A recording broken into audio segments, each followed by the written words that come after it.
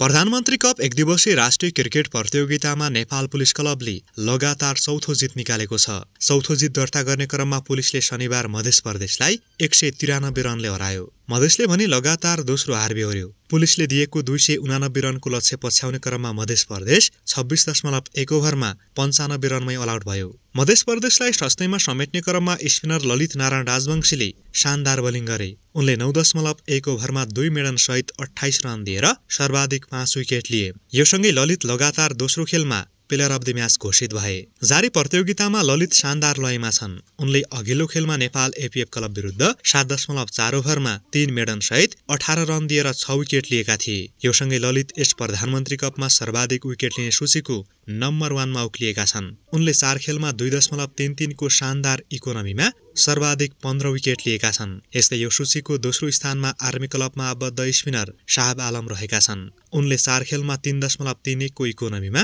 13 wicket लिएका छन्। सर्वाधिक विकेटकर्ताको सूचीमा तेस्रो नम्बरमा बागमती प्रदेशका तीव्रगतिका बलर रिजन ढकाल रहेका छन्। उनले 3 खेलमा 4.35 को इकोनोमीमा 11 विकेट लिएका छन्। यस्तै नेपाल पुलिस क्लबका कप्तान दिपेन्द्र सिंह ऐरी टाइगर पनि लयमा फर्किएका छन्। पछिल्लो समय ठूलो पारी खेल्न चुकिरहेका उनले शनिबार मध्य प्रदेश विरुद्ध भने आक्रामक इनिङ खेले। यस खेलमा दिपेन्द्रले 36 बलमा 5 चौका र 4 छक्का सहित 63 रनको पारी खेलेका हुन्। जारी प्रधानमन्त्री कपमा उनको यो पहिलो अर्धशतकीय पारी हो। आगामी दिनमा पनि नेपाली खेलकुद र खेलाडीसँग सम्बन्धित अपडेटका लागि कृपया हाम्रो यस च्यानललाई सब्स्क्राइब पनि गर्नुहोला। धन्यवाद।